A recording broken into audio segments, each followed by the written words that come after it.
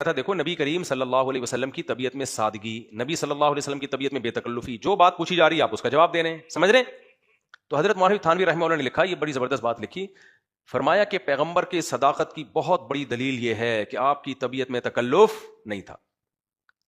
بخاری کی حدیث ہے، آپ صلی اللہ علیہ وسلم فجر کی نماز پڑھانے کے لیے کھڑے ہوئے، اقامت ہوئی، آپ نے فرمایا یا ایھا الناس انما انا بشر مثلکم، اے لوگوں میں تمہاری طرح کا انسان ہوں، انسا کما تنسون، ایسے ہی بھول جاتا ہوں جیسے تم بھول گئے۔ پھر فرمایا مجھ پہ غسل فرض ہے اور میں غسل کرنا بھول گیا۔ اب جو کم ظرف ہوگا وہ اس کو دلیل سمجھے گا پیغمبر کے نبی نہ ہونے کی، معاذ اللہ، وہ کہے گا دیکھو نبی ہو کے غسل کرنا بھول گئے، یہ کیسے نبی ہیں؟ لیکن جس کی کوئی مینٹل لیول صحیح ہوگا نا، دماغ صحیح ہوگا، کہے گا خدا کی قسم کوئی جھوٹا شخص اتنی بڑی بھول کا برسر ممبر اعلان نہیں کر سکتا۔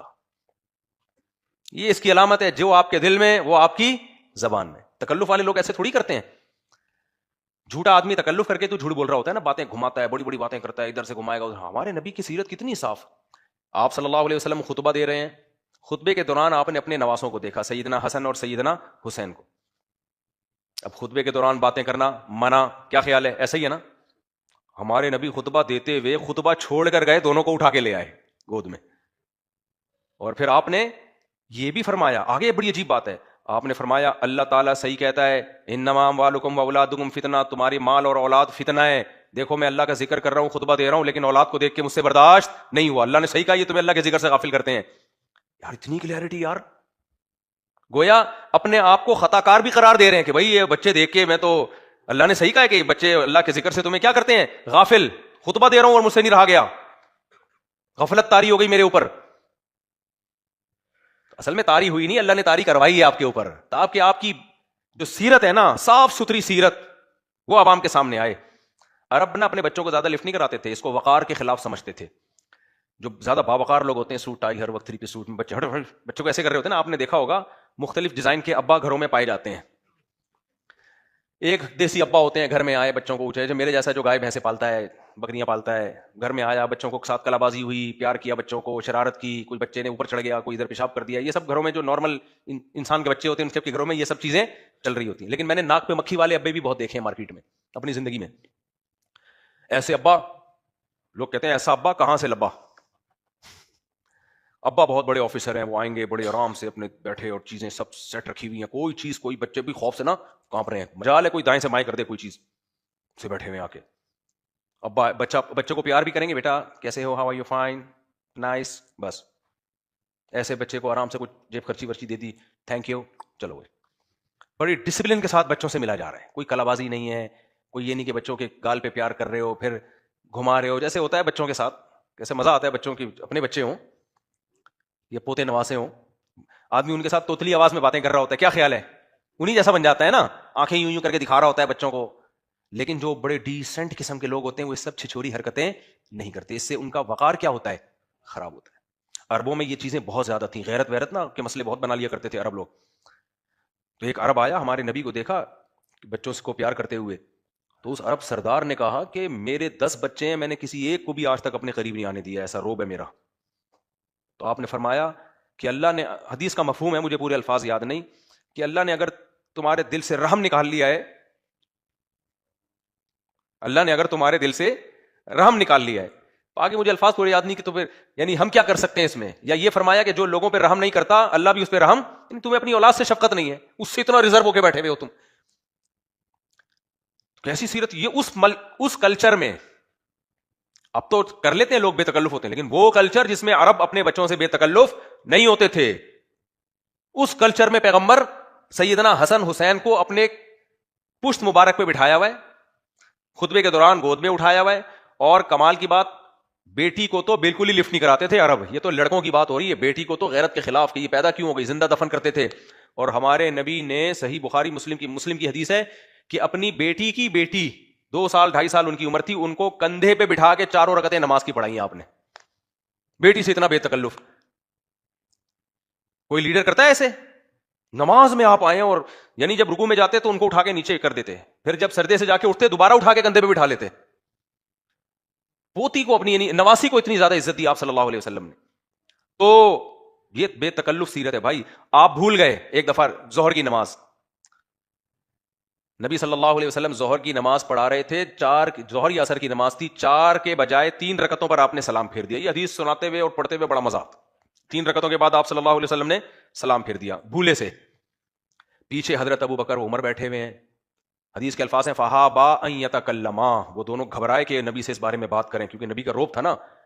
وہ انہوں نے کہا بھائی بس 3 پڑھ لی ہیں. تو کچھ لوگ پیچھے سے نکل گئے, مبارکباد دے رہے ہیں کہ بھائی اللہ نے 4 رکعتوں کو منسوخ کر کے کتنا کر دیا, 3. مبارک ہو بھائی, آج سے کتنی رکعتیں ہوا کریں گی, 3 ہوں گی. وہ تو نکل گیا بھائی, چلو بھائی مبارک, کیونکہ نبی کا عمل تو دلیل ہے. اور ابو بکر عمر پریشان ایک دوسرے کو دیکھ رہے ہیں, ہمت نہیں ہو رہی, کیونکہ روب تھا کہ بھائی ایسا نہ ہو ہم نبی سے پوچھیں تو آپ غضبناک ہو جائیں کہ بھائی جب میں نے ایک کام کیا ہے تو اس کا مطلب آج سے یہی ہوگا. اس کا امکان تھا نا. دیہاتی لوگ ایسے موقع پہ بول دیا کرتے تھے, وہ بے تکلف ہوتے ہیں. تو ذوالیدین ایک صحابی تھے جن کا نام تھا ہاتھوں والے, یعنی لمبے ہاتھ تھے ان کے. تو انہوں نے صف میں بیٹھے بیٹھے زور سے آواز بلند کی, اقصرت الصلاۃ ام نسیت یا رسول اللہ, کہ نماز میں اللہ نے کمی کر دی ہے یا رسول اللہ آپ بھول گئے ہیں, آپ کو بھول ہو گئی ہے. آپ نے بڑے کانفیڈنٹلی فرمایا کل ذالک لم یکن, نہ میں نماز میں بھولا ہوں نہ اللہ نے کمی کی ہے, یعنی میں نے پوری 4 پڑھائی ہیں, نہ اللہ نے نماز میں کمی کی ہے نہ میں بھولا ہوں. بھائی 4 رکعتیں ہوئی ہیں.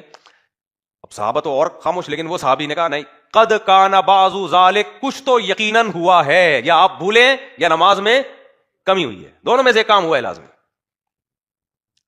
اب دیکھو نہ ہمارے نبی کو غصہ آیا اس پہ, حالانکہ جب آپ نے یہ کہہ دیا کہ نہ میں بھولا ہوں اور نہ نماز میں کمی ہوئی ہے, تو آگے سے اب تو جواب نہیں بنتا تھا نا, بھائی پیغمبر کہہ رہے ہیں نہ میں بھولا ہوں نہ میں نماز میں کمی ہوئی ہے.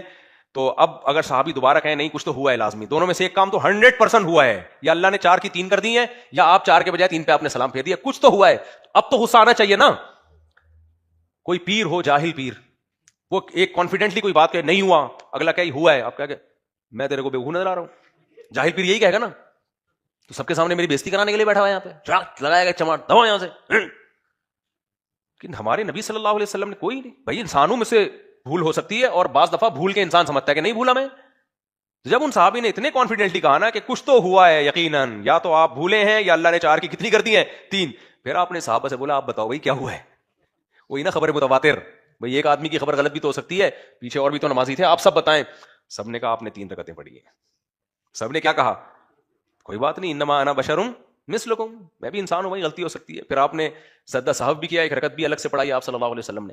تو جو عقل مند لوگ ہیں وہ ان تمام باتوں کو نبی کے نبی ہونے کی دلیل سمجھتے ہیں. جھوٹے لوگ ایسے نہیں ہوتے, اور احمق اور کم ظرف لوگ سمجھتے ہیں کہ یہ کیسے نبی ہیں بھائی, یہ تو بھول بھی رہے ہیں, اور بھولنے کے بعد یاد دلانے پر یاد بھی نہیں آ رہا, غسل کرنا بھول رہے ہیں.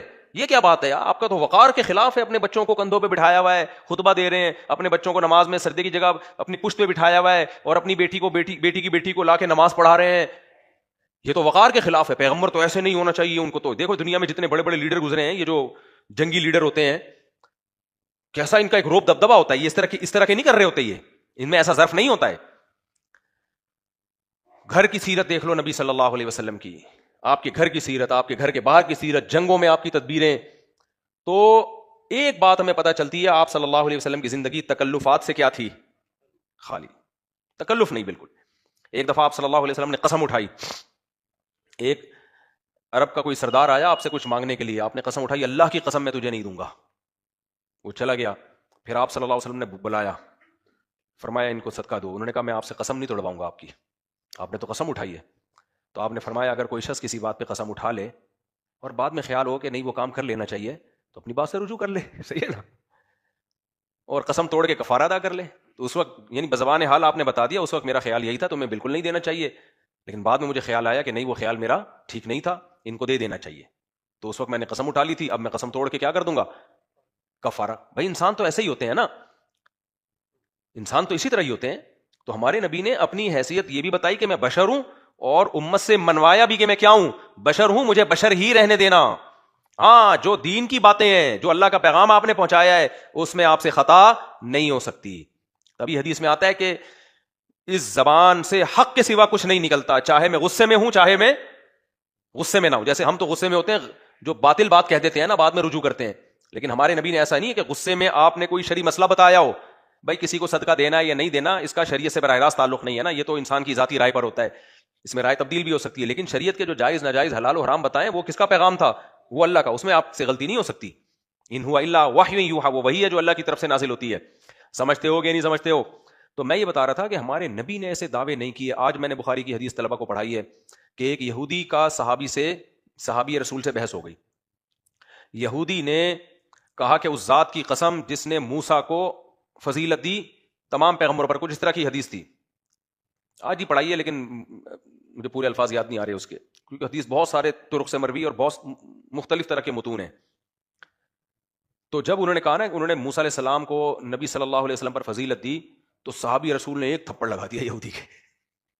صحابی رسول غیرت آ گئی کہ ہمارے نبی کا مقام تو سب سے زیادہ ہے, اتنی زور سے تھپڑ لگایا. تو یہودی آیا نبی کے پاس کہ انہوں نے مجھے مارا ہے تھپڑ. تو آپ صلی اللہ علیہ وسلم نے صحابی کو بلا کے تنبیہ کی, فرمایا مجھے موسیٰ پر فضیلت مت دو. کیسی تواضع تھی. فرمایا جب قیامت قائم ہوگی نا تو انبیاء اللہ کے عرش کی طرف جائیں گے, تو میں جب عرش کی طرف جاؤں گا تو میں دیکھوں گا موسیٰ علیہ السلام پہلے ہی عرش کے پائے کو پکڑ کے کھڑے ہوئے ہیں. فرمایا مجھے معلوم نہیں ہے کہ اللہ تعالیٰ نے موسیٰ علیہ السلام کو مجھ سے پہلے زندہ کیا قیامت کے دن, ام جزیہ بساقۃ طور, یا کوہ طور پہ جو موسیٰ علیہ السلام بے ہوش ہوئے تھے نا, اللہ نے کہا تھا کہ تم مجھے نہیں دیکھ سکتے, تو موسیٰ علیہ السلام نے کہا تھا میں دیکھوں گا, اور پھر بے ہوش ہو گئے تھے. تو اس بے ہوشی کے بدلے میں اللہ نے یہ آپ کو ایوارڈ دیا ہے کہ آپ عرش پہ مجھ سے پہلے پہنچ چکے ہوں گے. کیسی تواضع ہے بھائی. آپ مجھے بتاؤ, میں پیر ہوتا, آپ کا مقابلہ کسی دوسرے مرید سے ہو رہا ہوتا, وہ کہتا ہمارا پیر مفتی طارق مسعود سے افضل ہے, آپ کہتے نہیں, آپ تھپڑ لگا دیتے. وہ میرے پاس آتا, میں کہتا صحیح تھپڑ لگایا, بالکل بالکل, بلکہ 2 تھپڑ میری طرف سے بھی, میں اس کا پیر ہوں تو میں ہی سب سے بہتر ہوں, تو مجھے, حالانکہ ہمارے نبی سب سے بہتر ہے تمام پیغمبروں میں. تو یہ صرف تواضع تھی نا کہ بھائی نام لے کے مجھے کیوں فضیلت دے رہے ہو موسیٰ کلیم اللہ پر. مقصد حدیث کا یہی تھا کہ نام لے کے مقابلے مت کرو, اجمالی بات کیا کرو. اللہ نے ہمارے نبی کو تمام پیغمبروں کا سردار بنایا, نام لینے میں دوسرے پیغمبر کی توہین ہے. اب کوئی نام لے, دیکھو ہم کہتے ہیں یہ فلاں عالم کے پاس بہت علم ہے, ٹھیک ہے بھائی بہت علم ہے, فلاں عالم کے پاس فلاں مولانا سے بھی زیادہ علم ہے, فلاں مولانا سے بھی زیادہ, وہ فلاں مولانا آ جائیں گے, ابے تو ہمیں کیوں نیچے دکھا رہا ہے یار, کیا خیال ہے بھائی؟ تو بس یہ بتا دے فلاں کے پاس بہت علم ہے تو ہمارے. یا آپ ایک عورت کہہ رہی ہے کہ میرا شوہر جو ہے بہت اچھا ہے, تیرے شوہر سے بھی اچھا, فلانے کے شوہر سے بھی اچھا, فلانے, تو عورتیں کہیں گی نا تم اپنے شوہر کی تعریفیں کرو, ہماری اگر عورتیں غیرت مند ہوں گی تو کہیں گی ہمارے میاں کی برائی مت کرو. تو مقابلے کرنے سے منع کیا ہے نبی صلی اللہ علیہ وسلم نے. یہ نبی صلی اللہ علیہ وسلم کی تواضع. اس طرح حدیث میں آتا ہے لا تفضلونی علی یونس ابن متی, یونس علیہ السلام پر مجھے فضیلت مت دو. کیوں ہوا کیا ہے؟ یونس علیہ الصلوۃ والسلام مچھلی کے پیٹ میں چلے گئے تھے نا, اللہ کی پرمیشن کے بغیر اپنی قوم کو چھوڑ کے چلے گئے, تو اللہ نے تنبیہ کے طور پہ مچھلی کے پیٹ میں ڈال دیا. تو قرآن نے اس واقعے کو بیان کیا ہے, اذ ابق الی الفلک المشحون, جب وہ بھاگے فرار ہوئے, یہ الفاظ استعمال کیے. تو اس سے یونس علیہ السلام کی کسی کے دل میں توہین آ سکتی ہے کہ یار وہ تو پیغمبر ہو کے بھی اللہ کی اجازت کے بغیر چلے گئے.